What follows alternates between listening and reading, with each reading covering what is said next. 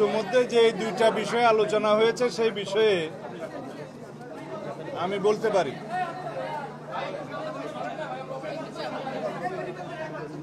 এক নম্বর, বিগত দিনের আলোচনার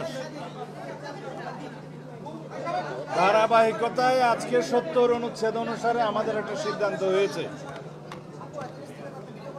৭০ অনুচ্ছেদে সবাই দুইটা বিষয়ে একমত হয়েছে। সেই দুইটা বিষয় হলো আস্থা ভোট এবং অর্থ বিল।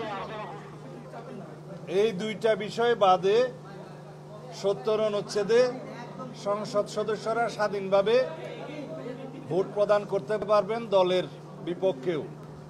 কিন্তু আমাদের আরেকটা অবস্থান আছে, আরো কয়েকটি রাজনৈতিক দল তার সাথে সংবিধান সংশোধনী বিলের বিষয়টি যুক্ত করেছেন, আমরাও করেছি।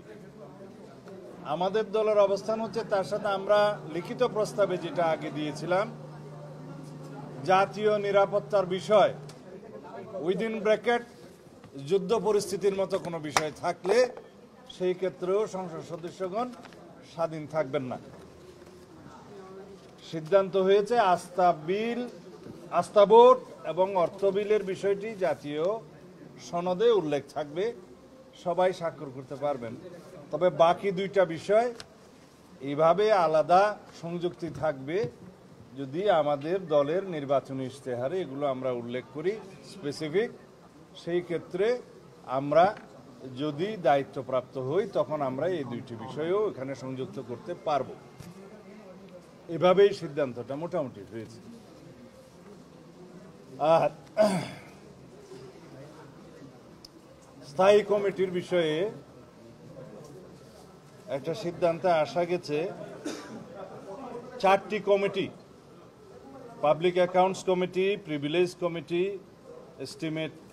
Estimation committee, public undertaking committee সহ, এই 4টা সহ অন্যান্য কিছু জনগুরুত্বপূর্ণ বিষয় সংক্রান্ত স্থায়ী কমিটিগুলোর সভাপতির পদ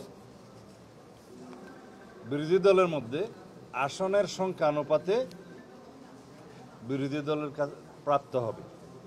এই হিসেবে মোটামুটি সবাই একমত হয়েছে, এটাও আসবে।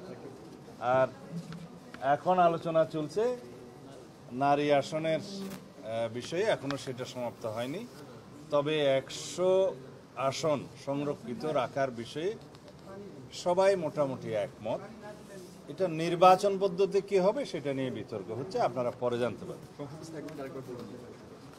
সংসদীয় স্থায়ী কমিটি আবার বলতে হবে।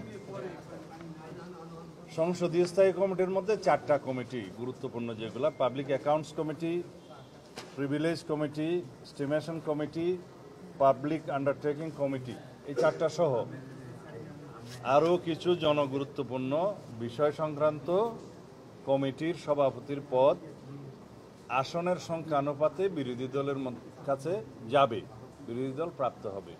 সেটা বিরোধী দলের সদস্য সংখ্যা কত হলো বা সম্মিলিতভাবে ট্রেজারি বেঞ্চের বাইরে কতজন থাকলো, তাদের মধ্যে কয়টা সভাপতির পদ কারা পাবে সেটা পরে নির্ধারিত হবে। তবে নীতিগতভাবে এটা যে সংখ্যানুপাতিক হারে সেটা বিরোধী দলের কাছে যাবে সভাপতির পদগুলো। ওইখানে আমরা এখনো আসিনি। আমরা এখন নারী আসন নিয়ে আলোচনা করছি। তা নারী আসনের বিষয়ে এইটুকু হয়েছে যে 100 নারী আসন, বর্তমানে 300 আসনের সাথে আরও 100 নারী আসন স্থায়ীভাবে সংসদে সংবিধানে সংরক্ষণ করা হবে নারীদের জন্য। সেই বিষয়ে সবাই মোটামুটি একমত। নির্বাচন পদ্ধতি নিয়ে আলোচনা চলছে। ধন্যবাদ।